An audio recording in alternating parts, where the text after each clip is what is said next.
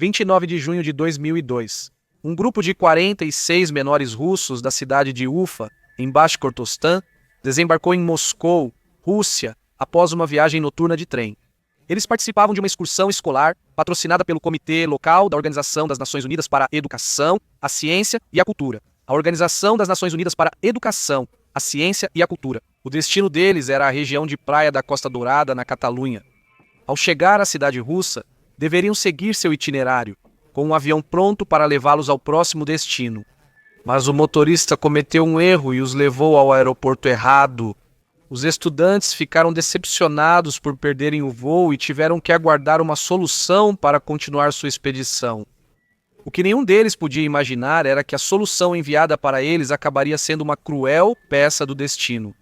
Para o dia 1º de julho, o voo BTC 2937 prometia levá-los finalmente ao seu destino em um voo charter, a bordo de um avião Tupolev Tu-154M. Dessa forma, junto com 9 tripulantes e outros 14 passageiros, tudo parecia perfeitamente encaminhado para os adolescentes. Em outra parte do mundo, e algumas horas depois, um segundo avião decolava para realizar suas próprias atividades. Infelizmente, os destinos de ambas as aeronaves se entrelaçariam tragicamente. Mas não vamos nos adiantar. Por que os aviões colidiram? Foi uma falha humana ou uma falha técnica? Qual é a história de vingança que está por trás do que aconteceu? Bem, para conhecer as respostas a essas perguntas, vamos voltar ao dia 1º de julho de 2002, o dia em que ocorreu a tragédia de Überlingen. Se vocês se interessam por esses vídeos sobre catástrofes aéreas e outros temas, e querem que façamos mais, escrevam a palavra catástrofe nos comentários. Escrevam agora catástrofe e se houver mais de 100 pessoas escrevendo catástrofe, faremos outro caso aqui no canal, então aproveito para convidá-los a se inscreverem e tudo mais. Vamos começar. O voo Bitcoin 2937 estava programado para acontecer no dia 1º de julho de 2002, a bordo de um avião Tupolev Tu-154M. A aeronave havia sido construída em 1995 e, após várias transferências, fazia parte da frota da companhia aérea Vnukovo Airlines Bashkirian Airlines. Sua tripulação também era altamente experiente. O capitão Alexander Mikhailovich Groves, de 52 anos, tinha mais de 12 mil horas de voo, das quais quase 5 mil haviam sido a bordo do Tu-154. E o primeiro oficial, Oleg Pavlovich Grigoriev, de 40 anos, tinha cerca de 8.500 horas de experiência, das quais aproximadamente 4.300 também haviam sido no mesmo avião. O piloto Murat Akatovich Itkulov, de 41 anos, não estaria oficialmente de serviço, já que o voo também era uma avaliação para o capitão Sergei Karlov, de 50 anos. Também estava presente o engenheiro de voo Oleg Irikovich Balev, de 37 anos. Conforme o planejado, o Tupolev Tu-154M decolou do aeroporto de Moscou, Domo de Dobo, às 22h48 no horário da Rússia, o que equivaleria a 18h48 no horário universal coordenado. Por outro lado, em outro canto do mundo, outro avião estava fazendo seus próprios preparativos para a decolagem após uma parada no aeroporto Orio al Serio, em Bergamo, Itália. O voo 611 da DHL International Aviation MA, um avião de carga Boeing 757-23. APF havia decolado do Aeroporto Internacional do Bahrein, com destino ao aeroporto de Bruxelas, na Bélgica. O voo de carga sem passageiros estava sob responsabilidade de 2 pilotos do Bahrein, o capitão britânico Paul Phillips, de 47 anos, e o primeiro oficial canadense Brant Campione, de 34. Ambos também tinham vasta experiência. O primeiro acumulou cerca de 12 mil horas de voo. Já o segundo registrou mais de 6.600 até 2012. O controle do espaço aéreo estava a cargo da SkyGuide, um provedor de serviços de navegação aérea, e do Centro de Controle do Espaço Aéreo Federal Suíço. E naquele 1º de julho, Peter Nielsen, o controlador e responsável pela gestão, estava operando 2 estações de trabalho simultaneamente. Às 23h06 do horário de verão da Europa Central, equivalente às 21h06 no UTC. O já mencionado segundo avião decolou sem saber o trágico destino que o aguardava. Por volta das 23 horas e 20 minutos no tempo universal coordenado, o voo 611 da DHL entrou no espaço aéreo controlado do sul da Alemanha e entrou em contato com o Centro de Controle Aéreo. Inicialmente, o controlador Peter Nielsen ordenou que subisse de 26.000 para 32.000 pés. Posteriormente, a pedido da tripulação, o avião foi autorizado a subir para 36.000 pés visando economizar combustível. Mas havia um inconveniente. O voo 2937 voava na mesma altitude de 36.000 pés. Como exigido pelo protocolo, essa informação foi fornecida pela tripulação a Nielsen. O homem confirmou a comunicação com o voo, no entanto, ao contrário do que deveria, não mudou a altitude de nenhum dos dois aviões. O que isso significava? Que ambas as aeronaves estavam voando na mesma rota, à mesma distância do solo e em trajetórias opostas. Às 23h34, o controlador percebeu o grave erro e a iminente colisão que se aproximava se não agisse imediatamente. Imediatamente comunicou-se com o voo 29.37, ordenando que descesse cerca de 1.000 pés. O avião desligou o piloto automático e então começou a descida. Foi então que entrou em ação o Sistema de Alerta de Tráfego e Evasão de Colisão, mais conhecido como Sistema de Alerta de Tráfego e Evasão de Colisão. Essa tecnologia, que detecta aviões próximos por meio de sensores, emite alertas e dá instruções aos pilotos para subir ou descer diante de um risco de colisão. O Sistema de Alerta de Tráfego e Evasão de Colisão do voo 2937 indicou aos pilotos que deveriam subir. Quase ao mesmo tempo, o Sistema de Alerta de Tráfego e Evasão de Colisão do voo 611 deu à tripulação a instrução contrária. Assim, esperava-se evitar o impacto. Seguindo a indicação do sistema, os pilotos do voo 611 começaram a descer. Porém, como Nielsen estava ocupado com o outro voo, não pôde comunicar isso de imediato. Por sua vez, a tripulação do voo 2937 ignorou as indicações do Sistema de Alerta de Tráfego e Evasão de Colisão e seguiu as ordens do controlador. O resultado foi que ambas as aeronaves estavam descendo ao mesmo tempo, sem perceber os alertas do Sistema de Alerta de Tráfego e Evasão de Colisão. Nielsen ordenou novamente ao voo 2937 que descesse, fornecendo informações incorretas sobre a localização do voo 611. Enquanto ele indicava que estava à direita, na verdade, a aeronave estava à esquerda. O voo 611, diante da ameaça crescente, aumentou sua velocidade de descida. A tripulação do voo 2937 pôde então ver a outra aeronave se aproximando perigosamente pela esquerda. E isso seria a última coisa que veriam, porque apenas 8 segundos depois, a tragédia se tornaria inevitável. E é assim que nossa história volta ao começo. Às 23 horas 35 minutos, 32 segundos, os aviões colidiram com um impacto perpendicular sobre Oberlingen, uma cidade do sul da Alemanha, perto do Lago de Constança. Do chão, as testemunhas observaram um espetáculo aterrorizante no céu. Primeiro, uma série de explosões, depois um céu iluminado de vermelho e, por fim, fragmentos em chamas descendo para a terra. O estabilizador vertical do voo 611 cortou completamente a fuselagem do voo 2937, bem na frente das asas. O segundo avião foi o mais danificado.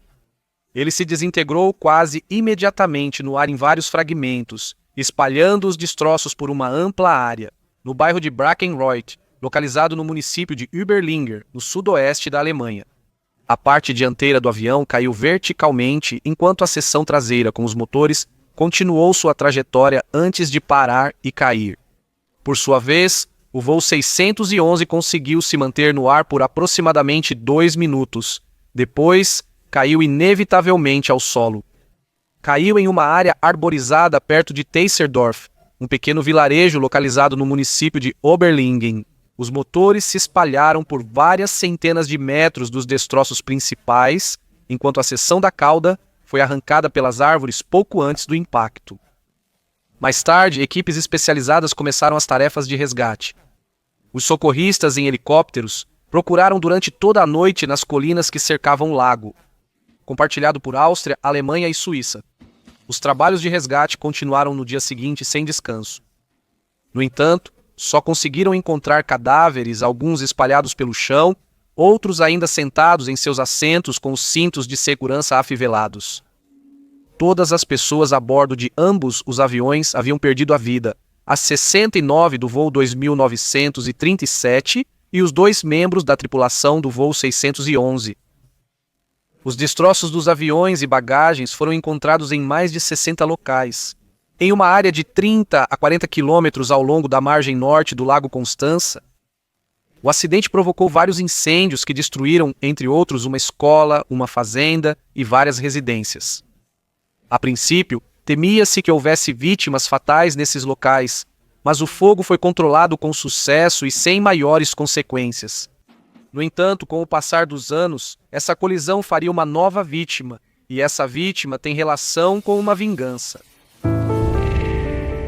No dia fatídico do acidente, o arquiteto russo Vitaly Kaloyev aguardava ansiosamente a chegada do voo 2973, pois nele estava a bordo. Sua esposa era Svetlana Kaloyeva e seus 2 filhos, Konstantin, de 10 anos, e Diana, de 4.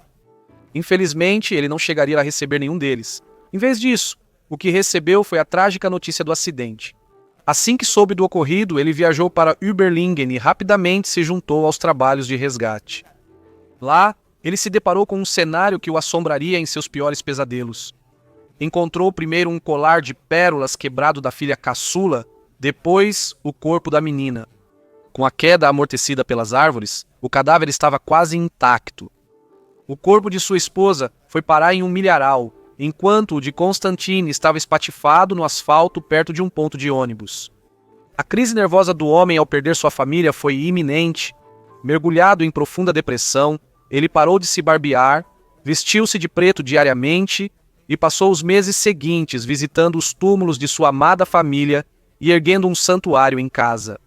Ele almejava honrar suas memórias e obter alguma forma de justiça a qualquer custo. Ele tentou obtê-la por parte da Sky Guide Control, a quem pediu a possibilidade de se reunir com o controlador responsável pelo desastre. No início, a resposta foi categórica, um silêncio absoluto. A segunda resposta, por outro lado, foi abertamente zombeteira para o homem aflito. Deram a ele cerca de $180 mil como compensação. Então, Kaloyev decidiu contratar um detetive particular de Moscou. Seu objetivo era encontrar o endereço de Nielsen, próximo a Zurique. No dia 24 de fevereiro de 2004, 2 anos, após a tragédia que marcou completamente sua vida. O sujeito, angustiado, encontrou o paradeiro do controlador na cidade de Kloten, um subúrbio da capital suíça. Depois de se deslocar até a residência, ele se deparou cara a cara com quem considerava o monstro que havia arruinado sua vida. Imediatamente começou a sacudir uma foto da família, exigindo explicações e desculpas. Ou, quem sabe, talvez tentando encontrar algum tipo de resposta que o ajudasse a amenizar a dor. Seja qual fosse o motivo ou a resposta que precisava ouvir, o fato é que a que encontrou não o satisfez. Então, descarregou todo o peso de sua dor com uma fúria selvagem. Kaloyeva esfaqueou Nielsen várias vezes, principalmente no rosto e no corpo. Por fim, uma facada no braço foi decisiva. O homem morreu na frente da esposa e dos 3 filhos. Mais tarde, o agressor foi preso em um hotel próximo. E em 26 de outubro de 2005, condenado a 8 anos de prisão por homicídio premeditado. A pena foi reduzida depois para pouco mais de 5 anos, e finalmente em novembro de 2007, libertado condicionalmente após cumprir pouco mais de 3 anos de prisão. Ao retornar à sua cidade natal, a resposta dos habitantes foi insólita. Os aplausos da multidão o receberam como um herói. Você é um homem de verdade. Aparentemente, os vizinhos consideravam que ele agiu corretamente. Até mesmo Vitaly Yushko, integrante de uma organização russa que apoia as famílias das vítimas de acidentes aéreos, afirmou que Kaloyev é um herói. Os responsáveis por acidentes aéreos costumam ficar impunes. Um castigo tão radical é a única forma de fazê-los prestar contas por seus crimes. Já Kaloyev afirmou não se ofender ao ser chamado de assassino. Ele afirmou que aqueles que dizem isso trairiam seus filhos e sua pátria, enquanto ele decidiu proteger sua honra e memória. Afirmou ainda que Nielsen era um idiota e que pagou por isso com a própria vida. Afirmou que, Se o outro fosse mais esperto, poderiam ter dialogado diferentemente e prevenido o homicídio. Em janeiro de 2008, Kaloyev foi nomeado vice-ministro da construção da Ossétia do Norte, sua república natal. Deixou o cargo 8 anos depois, ao se aposentar aos 60 anos. E foi agraciado com a Medalha da Glória da Ossétia, a mais alta distinção estatal local.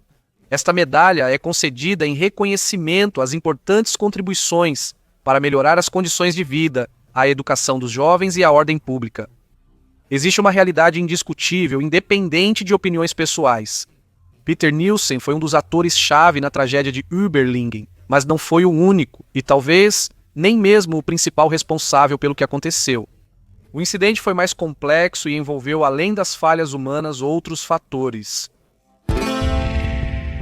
Inicialmente protegendo seus próprios interesses, o provedor de serviços de navegação aérea Skyguy responsabilizou Peter Nielsen pela tragédia. Mais tarde, assumiu toda a responsabilidade pelo incidente, pediu desculpas aos familiares das vítimas e os indenizou, com uma indenização que variou entre 30 mil e 36 mil francos suíços, o equivalente aproximado a 34.041 mil dólares. A investigação do caso, conduzida pelo Escritório Federal de Investigação de Acidentes Aeronáuticos da Alemanha, chegou a uma conclusão preliminar. Os pilotos do voo foram negligentes, de 1937, que ignoraram a recomendação do Sistema Anticolisão Sistema de Alerta de Tráfego e Evasão de Colisão. No entanto, ao revisar o manual do avião, os investigadores alemães observaram um detalhe-chave que mudou o julgamento. O uso desse sistema era simplesmente recomendado. Os pilotos do avião russo ignoraram a indicação do sistema e decidiram priorizar a ordem do controlador aéreo, por um motivo. O treinamento deles tinha sido contraditório. O manual estipulava que as instruções do sistema de alerta de tráfego e evasão de colisão não deviam ser desobedecidas, mas também estabelecia que o principal sistema para prevenir colisões era o controle aéreo. Dessa forma, ficava garantido que o sistema de alerta de tráfego e evasão de colisão só serviria caso não houvesse comunicação com os controladores.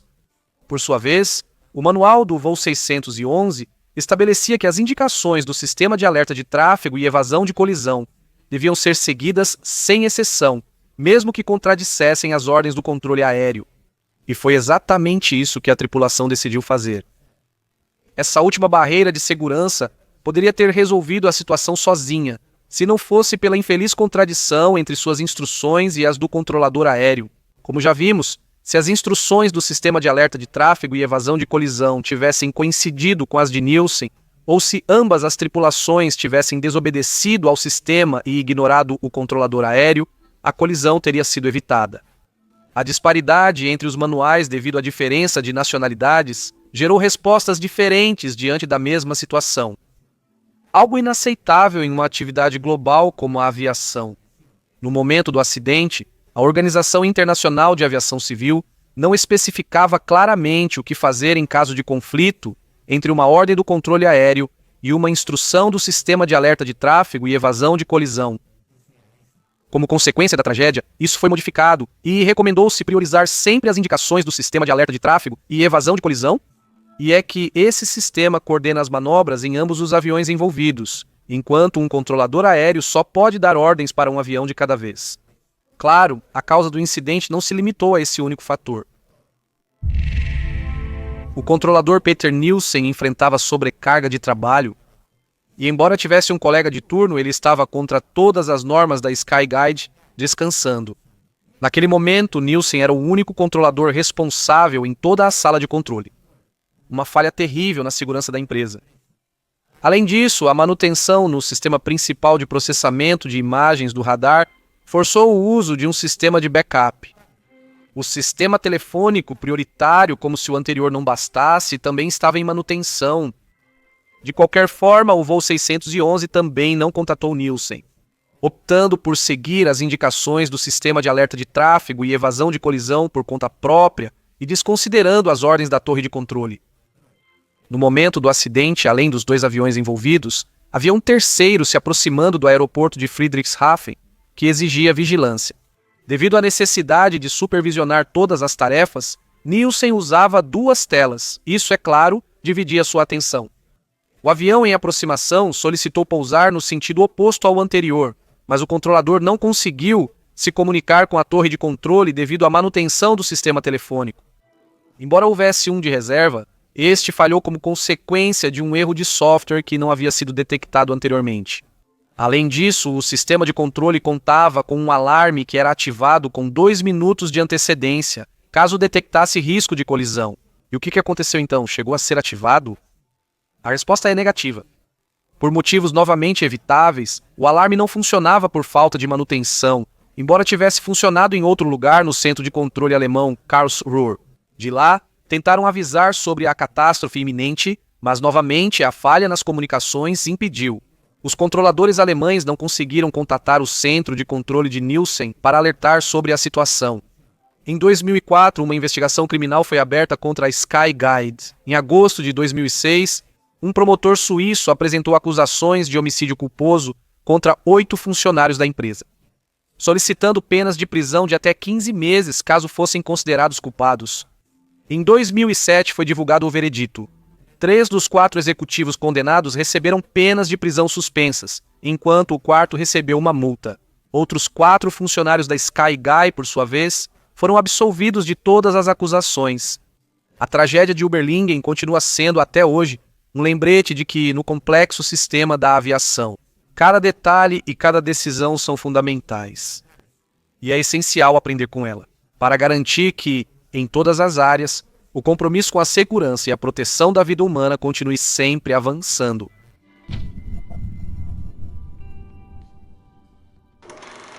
Obrigado.